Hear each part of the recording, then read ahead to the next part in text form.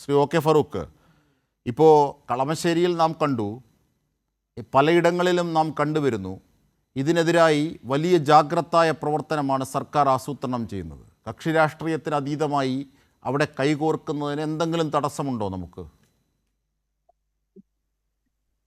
ഇവിടെ ആദ്യമായി കേൾക്കാമല്ലോ? കേൾക്കാം. ആദ്യമായി കേരളത്തിൽ ഈ സാമൂഹ്യ വിപത്ത് നമ്മളെല്ലാവരും ഒറ്റക്കെട്ടായി നേരിടണം എന്നുള്ളതിൽ ഒരു സംശയമില്ല. ഇത് നമ്മുടെ നാട്ടില് ഇപ്പോൾ അടുത്തിടെ കണ്ടുകൊണ്ടിരിക്കുന്ന കൊലപാതകങ്ങൾ ഉൾപ്പെടെ ഒരു പാനിക് സിറ്റുവേഷനാണ് ജനങ്ങൾക്കിടയിൽ ഉണ്ടായിക്കൊണ്ടിരിക്കുന്നത്. അപ്പൊ അതിനെതിരെ ശക്തമായി നമുക്ക് ക്യാമ്പയിനുകൾ നടത്തേണ്ടി വരും. നമ്മുടെ എൻഫോഴ്സ്മെന്റ് ഒന്നും കൂടി സിസ്റ്റമാറ്റിക്കലി വർക്ക് ചെയ്യേണ്ടി വരും. ഇതൊക്കെ ആവശ്യപ്പെട്ടതുമെല്ലാം നിങ്ങൾക്കറിയാം. 2022 ബഹുമാനനായ കേരളത്തിന്റെ പ്രതിപക്ഷ നേതാവ് UDF സഭയിൽ ഒരു അടിയന്തര പ്രമേയം അവതരിപ്പിച്ചുകൊണ്ട് തന്നെ കേരളത്തിലെ ഗവൺമെന്റിനോട് പറഞ്ഞതു, നിങ്ങൾക്ക് കലവറയില്ലാത്ത മുഴുവൻ പിന്തുണയും ഈ വിഷയത്തിൽ ഒരു പ്രതിപക്ഷ കക്ഷി എന്ന നിലക്ക് മറ്റു രാഷ്ട്രീയമെല്ലാം മാറ്റിവെച്ചുകൊണ്ട് കേരളത്തിന്റെ ഈ വിപത്തിനെതിരെ ഒറ്റക്കെട്ടായി മുന്നോട്ട് പോകാൻ ഞങ്ങൾ പൂർണ്ണമായും അതിന് നിങ്ങളോടൊപ്പം ഉണ്ടാകുമെന്ന് പ്രഖ്യാപിച്ചത് UDF ആണ്, ബഹുമാനായ ശ്രീ VD സതീശനാണ്. പിന്നീട് പക്ഷേ 2-3 വർഷമായി വേണ്ട രീതിയിലുള്ള അതിന്റെ ഇത്തരം ഈ വ്യാപനം തടയുന്നതിനും ഇതിൽ പെട്ടിരിക്കുന്ന ഈ മാഫിയകളെ പിടികൂടുന്നതിനും നിയമത്തിന്റെ മുന്നിൽ കൊണ്ടുവരുന്നതിനുള്ള നടപടികൾ അത് വളരെ മെല്ലെപ്പോക്ക ഉണ്ടായത്. വീണ്ടും കേരളത്തിന്റെ നിയമസഭയിൽ ഈ വിഷയം കൊണ്ടുവന്നു. കേരളത്തിന്റെ പൊതുസമൂഹം മൊത്തത്തിൽ, പ്രത്യേകിച്ച് മാധ്യമങ്ങളെല്ലാം വളരെ ഗൗരവത്തോട് ബാക്കിയുള്ള കാര്യങ്ങളൊക്കെ തൽക്കാലം നമുക്ക് മാറ്റിവെച്ചുകൊണ്ട് ഈ ലഹരി വ്യാപനം എങ്ങനെ തടയാം അതിനെക്കുറിച്ചുള്ള ഒരു ചർച്ച പൊതുവെ വന്നപ്പോഴാണ്, ഇപ്പോൾ നമ്മുടെ കുറച്ച് പോലീസും സിസ്റ്റവും ഒക്കെ ഇറങ്ങി നോക്കുമ്പോഴാണ് വളരെ ഞെട്ടിപ്പിക്കുന്ന ഓരോ കഥകൾ കടന്നു വരുന്നത്. അതുകൊണ്ട് ഞങ്ങള് UDF ഇക്കാര്യത്തിനകത്ത് രാഷ്ട്രീയം ഇല്ലാതെ തന്നെ മുന്നോട്ട് പോകണം.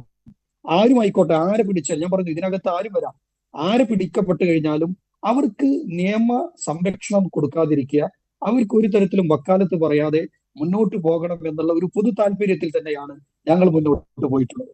പക്ഷെ കളമശ്ശേരി പോളിടെക്നിക്കിലെ ഒരു വിദ്യാർത്ഥിയെ പിടിച്ചപ്പോ ആ വിദ്യാർത്ഥി 2 കിലോ കഞ്ചാവുമായി പോലീസ്, പിണറായി വിജയന്റെ ആഭ്യന്തര വകുപ്പുള്ള പോലീസ് തന്നെ, അവിടുത്തെ SFIയുടെ നേതാവും അവിടുത്തെ കോളേജ് യൂണിയൻ ജനറൽ സെക്രട്ടറിയും അതിനകത്തൊരു പ്രതിയായി വരുമ്പോൾ പെട്ടെന്ന് ഈ വ്യക്തിയെ ഡിഫെൻഡ് ചെയ്തുകൊണ്ട് സംസാരിക്കാൻ, ഈ വ്യക്തിക്ക് അനുകൂലമായി പറയാൻ ഏരിയ SFIയുടെ സെക്രട്ടറി കടന്നു വരുന്നു.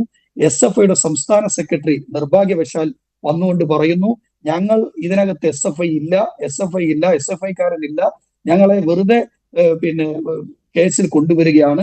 പിന്നീട് പറഞ്ഞൊരു വാക്കുണ്ട്, അത് ഒരിക്കലും നമുക്ക് അംഗീകരിക്കാൻ കഴിയില്ല.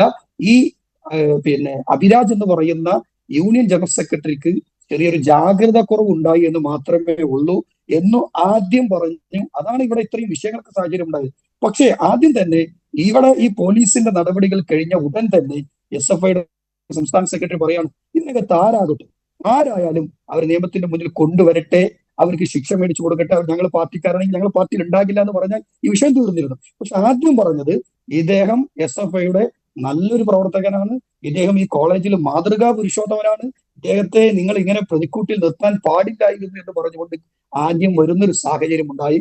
അപ്പോഴാണ് ഞങ്ങൾ പറയുന്നത്, ഇത്തരം ആളുകളെ SFI എന്തിനാണ് സംരക്ഷിക്കുന്നത് എന്നുള്ള ചോദ്യം കോൺഗ്രസ് ആരാണ്? കഞ്ചാവ് അവിടേക്ക് എത്തിച്ച പൂർവ്വ വിദ്യാർത്ഥി, അവിടെ 2 കിലോ കഞ്ചാവ് തൂക്കുത്രാസുമായി ഇരുന്നിരുന്ന വിദ്യാർത്ഥി, ഇവരൊക്കെ ആരാണ്? ഇവർക്കൊക്കെ KSU ബന്ധമാണല്ലോ പറയുന്നത്. അതിൻ്റെ തെളിവും കൈരളി ന്യൂസ് അടക്കം പുറത്തുവിട്ടിട്ടുണ്ട്. അവർ KSUവിൻ്റെ പരിപാടികളിൽ പങ്കെടുക്കുന്നത്, ഉദ്ഘാടനം ചെയ്യുന്നതടക്കം.